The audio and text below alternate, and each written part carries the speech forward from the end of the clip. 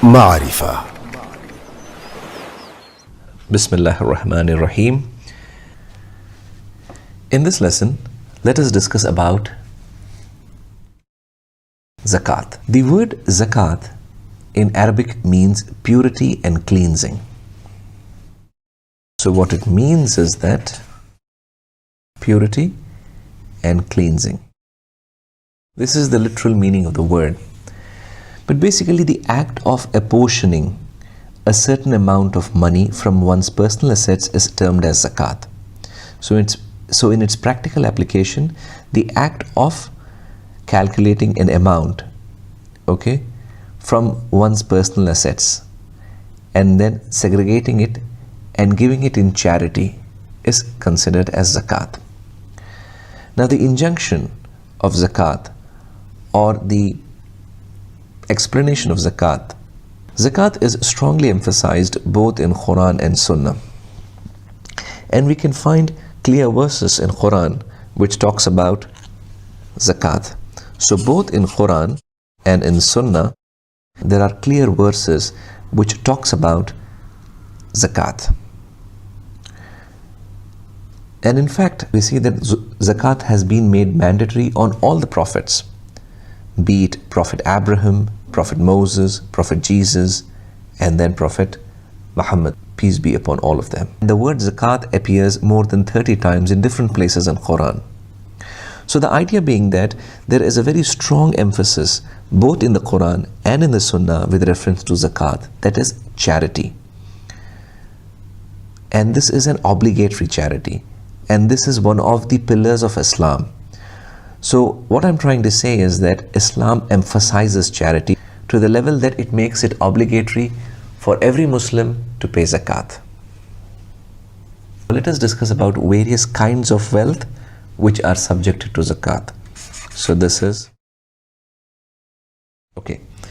Now what are the different kinds of wealth?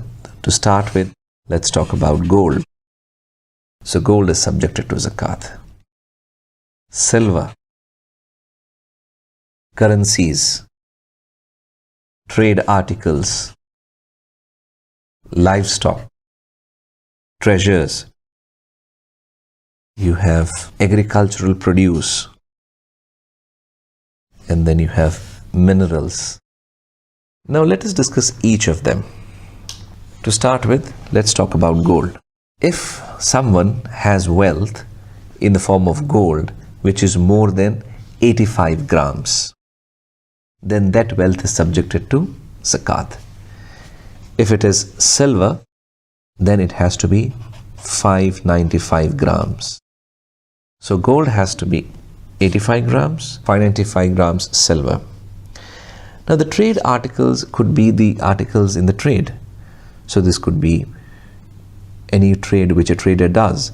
Those articles comprises the subject of trade, and these articles are subjected to zakat. Livestock. In terms of the livestocks which are mainly referred for zakat are camels, cows, and goats. Now with respect to minerals and gaseous and the liquid minerals which are available, so on these minerals, again, these minerals are also subjected to zakat. Agricultural produce. In terms of agricultural produce, one thing needs to be very clearly understood is that in case of non-irrigated land, 10% of the agricultural produce needs to be given in zakat.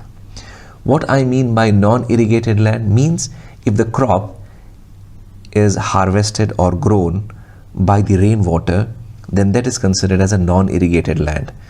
So if the agricultural produce is more than 653 kilos, then that agricultural produce is subjected to zakat.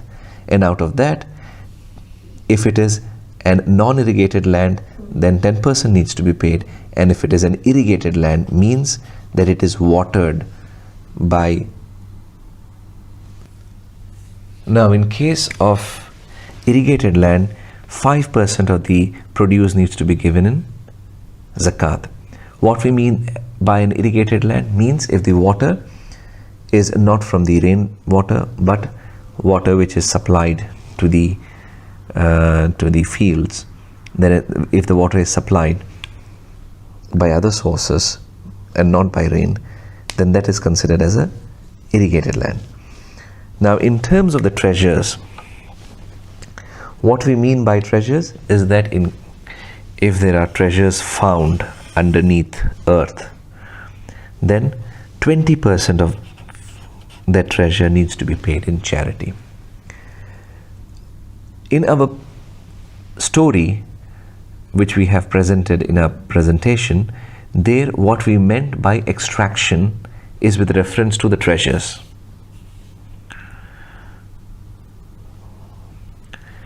In terms of currencies, which is here, currencies include what? Cash in hand, bank balance, sukuk, funds. So cash and cash equivalents, for all of them, 2.5% needs to be paid.